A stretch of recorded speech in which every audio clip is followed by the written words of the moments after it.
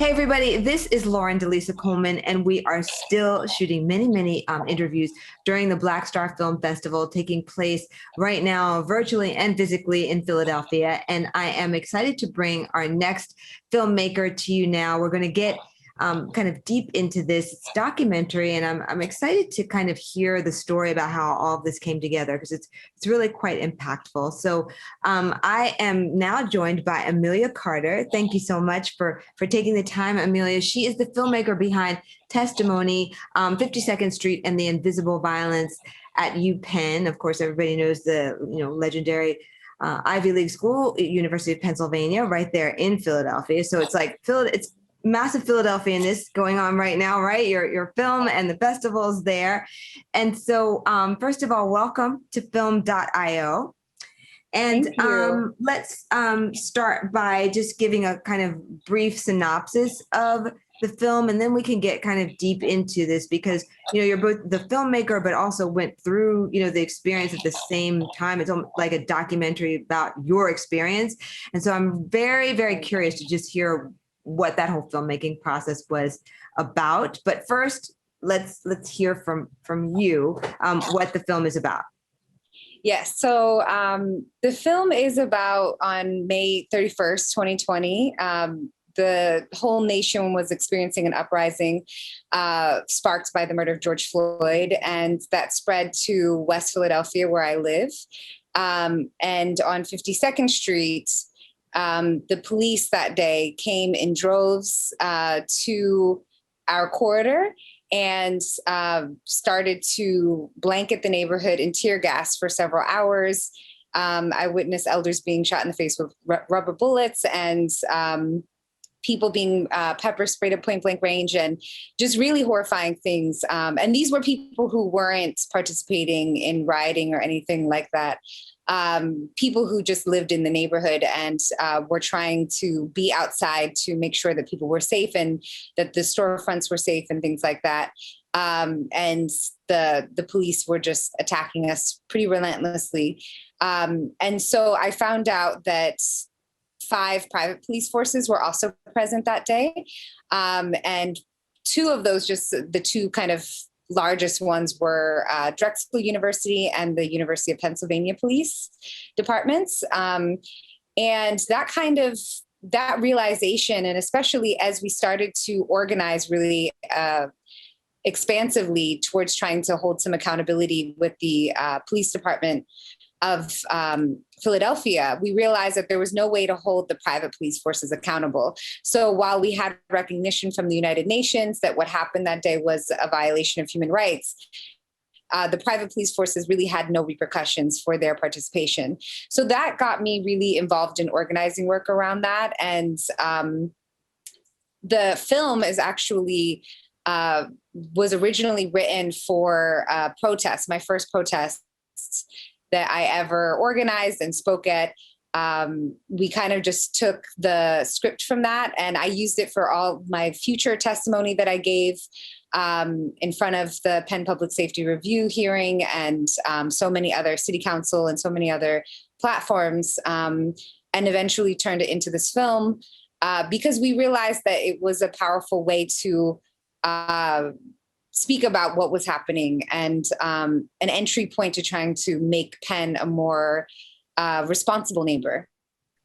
So, I mean, this is obviously like just a massive issue, and as I was watching this, I thought, wow. At what point, though, in your own kind of trials and tribulations, did you decide, okay, well, now I'm going to actually kind of craft this into the larger story, which it became as, the documentary? Was it early on or midway or what? Well, we wanted to do a much bigger project to tell the story of petrification itself and kind of how this police force came to be and how it came to spread and how it ended up all the way on 52nd Street, even though Penn's campus is, around 34th, how it just kept expanding through West Philly, which is really a part of this bigger conversation of university-driven gentrification, which hasn't been very extensively spoken about. But then we kind of realized that was a lot to bite off in addition to all the organizing work we were doing. So as that kind of seemed further and further away, what I did realize is that, you know, telling my own story is something that I was realizing was more like an equally powerful way to get at this same conversation and to be kind of an entry point to that. So it kind of happened very organically and came, you know, out of a lot of support from friends who were artists. The animators are based out of India, and they're longtime friends of mine since I was like a teenager. And they were just like, you should do something with this. Like, I was going to actually ask help you you. how the animation, you know, came about. So that's how. Yeah. Through a real expression of love and solidarity. Those friends had come to Philadelphia before and were just really horrified to know that that happened here on the same streets that they walked on. And they wanted to participate and help kind of push this uprising forward in any way that they could. And that was through art and helping to visualize what we were speaking about. It's just so fascinating because, you know, your perspective is very unique in that you worked at UPenn for, was it 8 years? And so, you know, it's a completely, you know, I mean, I would assume there's feelings of not betrayal, but things, you know, kind of like that. In addition to the fact that you weren't like really a kind of traditional filmmaker as well. Right. So what were some of the kind of, I don't know, psychological hurdles to get over from both of those kind of points to be able to bring this to light? Yeah, I think that that's what I really wanted to explore in the film, that it's not easy to have these conversations, you know, like it's not easy to be the person who kind of stands up in the middle of the room and is just like, this isn't right. And I know that makes people feel really uncomfortable. And I know that that maybe even makes me seem ungrateful because I'm standing up for what I believe in. But it's what I believe and it's what I know to be true. So it really, the psychological barriers were many. There was a lot of just like, you know, as I was reading the protest, like I had it written on a piece of paper, just like shaking really profusely and just having to push through the anxiety that if something were to happen, if I were fired or got in trouble for making this, then that's just the price that has to be paid. And I think so many of us had to reconcile that, you know, during this time, that it felt urgent and it felt necessary. So what's kind of like the story today? I think that things have, you know, the really intense protest era of 2020 has kind of like simmered down a lot. Right. We did have a 1 year, which is amazing to think it's been 1 year, commemoration event on May 31st that involved, you know, the healing arts and involved a protest down 52nd Street and involved awareness about the fact that the UN did recognize what happened as a violation of human rights and that we're continuing to work with them and trying to pressure the city to respond to the letter of allegation. And there's still not yet been an apology or anything from the university or the private police or anything? Sort of. The mayor did eventually apologize for 52nd Street. But basically, there's been no real changes. There was a lot of committees and a lot of things going on, but we haven't seen the implementation of any of the actual changes that we're all working towards. So at this point, for me, I'm also very tired from like a whole year of constant protests. I know so many people are.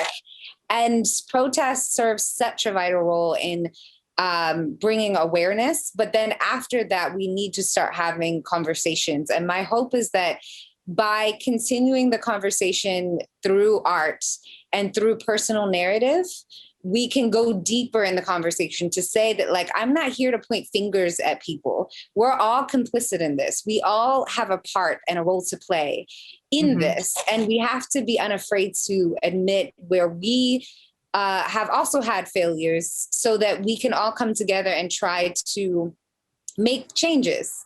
And the changes that we advocate for is just that Penn pay pilots or payments in lieu of taxes, because they're a multi-billion-dollar nonprofit. And that it's that type of inequitable taxing system that creates so much of the violence and poverty and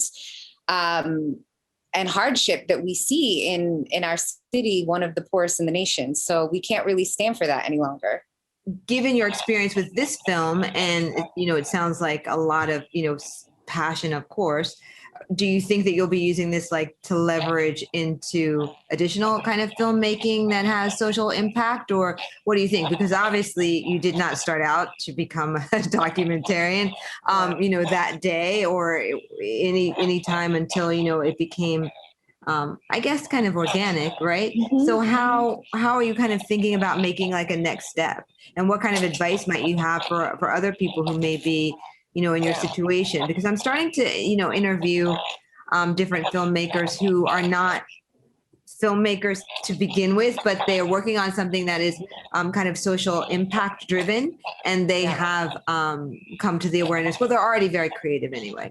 And so then it kind of combines with social impact, and then, being able to say, wait a second, like film is a great way to drive this. I was talking to another filmmaker who has a film in the festival too, and she's doing something, very innovative. And I said, it's funny because I remember back in the day when it was all about, wow, BMW is the first, automotive company to create films. Do you remember when maybe you're too young for this, but there were films, that BMW made, commissioned with their advertising agency to show the power of the car, et cetera, to use storytelling in a different way. And so everybody was kind of blown away by it because, of course, BMW is already kind of like a legendary brand. And so to be like kind of this pop culture scenario, it was seen as a very cool thing. Yeah. It is very gratifying just as a human to see that now move into a more kind of almost humanitarian approach as opposed to a capitalism approach, although that's fine too, right? Right. But I'm starting to see this kind of more. And so I'm wondering, Amelia, are you going to be doing more of these types of things? Or are you just like, you know what, girl, I'm tired and I'm trying to do something else now? I definitely am addicted at this point. Are you really? And this is actually the second film that I've accidentally made. Wait, I love that though, accidentally. Because you go into it completely not thinking that that's what's going to happen. And then you're just like, wait, what we're talking about is a film, and let's just do it. And it's just kind of like with this film, we started off being like, okay, we're just going to do something really simple, like squiggly lines and stick figures, and just make it cute. And then it ended up being so much bigger than that visually. And then we got, a musical score created for it, and, this and that. And so I feel like next time I would like to be more intentional with what I'm creating. And yeah, I definitely don't plan on stopping anytime soon. So, and in terms of the festival that the film is in? Yes, this is the world premiere. And in terms of advice for folks, I would just say that, there's a lot of people out there with skills to offer, and you don't have to, because I wasn't trained, I thought that I couldn't be a filmmaker, or I couldn't be an artist of any kind. But there's a lot of people who offer skill set. All you have to offer is a vision and the willingness to stick with it and be the driver to drive it to completion. And those two things are really powerful. Like that's what creates a director or a producer, which I didn't even know. So I would just recommend that folks start and figure it out. And I think that's a great piece of advice. And it's great to be able to hear, you say it. And I think particularly because you created this under duress, right? It wasn't like that you decided to do it.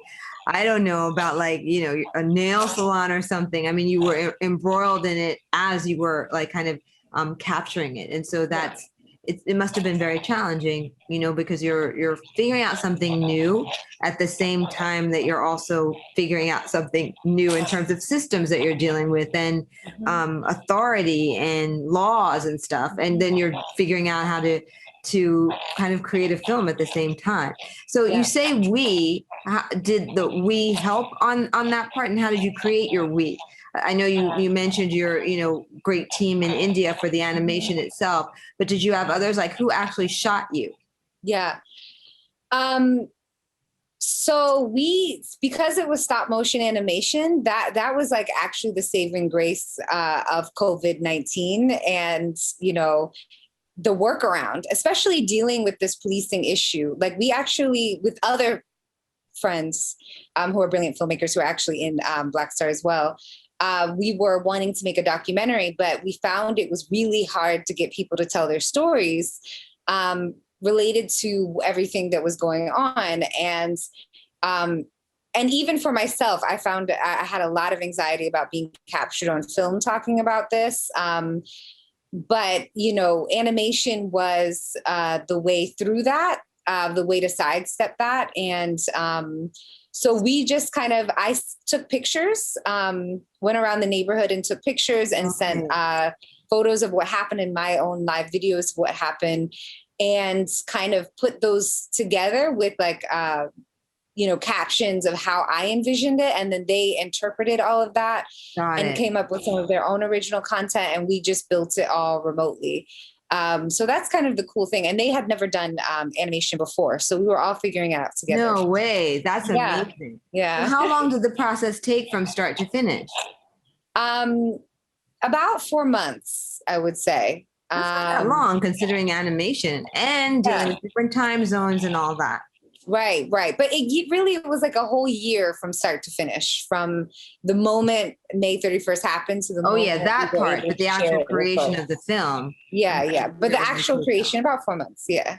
So what made you decide to submit to Blackstar? Just because it's in your, your own backyard, or did somebody, make some suggestions? Are you hoping that kind of the exposure at the festival will be able to, I don't know, not necessarily rekindle this, but, something maybe along those lines? Mm-hmm. Yeah. I remember when Blackstar got started. Like, I'm from Philly, so I watched that whole thing happen, and I'm just really proud of them and what they were able to create. So for me, it was like a dream and an honor to be able to participate in it. And it was my preference for where this film, especially because that's Philly grown, where this film could premiere. So yeah, it's been accepted into a couple other festivals so far. We've applied to many, many more and are waiting to hear back. So hopefully this is just the beginning. And we also are looking to do university tours and things like that, so we can continue to keep this conversation alive and start to get other people from other places to realize that, your campus security has also evolved into full-blown police departments. Like, what's this about? And, is there more to the story? That's so interesting. And I love the idea of the university tours. That's hot. Yeah. So if you know of anyone, let me know. Okay. I love how you have the idea first, Amelia, and then you're like, you know what? I'm not sure how it's going to happen, but university tours. But I don't know who to talk to. But I think a lot of the same, kind of student unions, like I guess they used to call them that back in the day. I don't know now, but the same ones who I guess used to coordinate like concerts, which I don't even think they're permitted probably to do concerts anymore, but would be the ones who would do like films, especially since it's so easy to like do this like virtually. Like that would be so amazing. So I think that's a great idea. Wow. Well, just best of luck with everything, Amelia. Anything else you want to add? Just that people can visit penforjustice.com /film project, and you can hopefully there we'll start to list where all the screening opportunities for the film, and people can learn more about the film and our work. So and the name of the organization that I founded to kind of do all of this work was Penn Community for Justice. That's great. Yeah. Thank you so much for having me. Oh, thanks for sharing, for sure. Because I'm sure every time you talk about it, you have to, relive it, which I'm sure is not like all that pleasant. But to be honest, it's something that I had not even really thought about before, I saw this film. That I'm familiar, obviously, with campus police, but I'd never thought about the distinctions, like legally and all that stuff, and just, I mean, what carte blanche they can have as being private, and how does that kind of work, and who oversees that? Like, is it the dean? And if you're paying to go to school there, then what rights do you have? Because you're essentially paying to have a private company do what you might not believe in, what might not be your values. So how does that all kind of work together? Right? That's a loaded question, but it's one that probably needs to be answered, and might need to be answered even for, more going forward. So absolutely, being out there, Amelia. Thank you. Thank you so much. It was really nice to meet you. You as well. Thanks so much for listening, everybody. I'm Lauren Delisa Coleman. This has been the Inside series that we're bringing you right here at Filmio, and we'll be bringing you many, many more. So definitely stay tuned.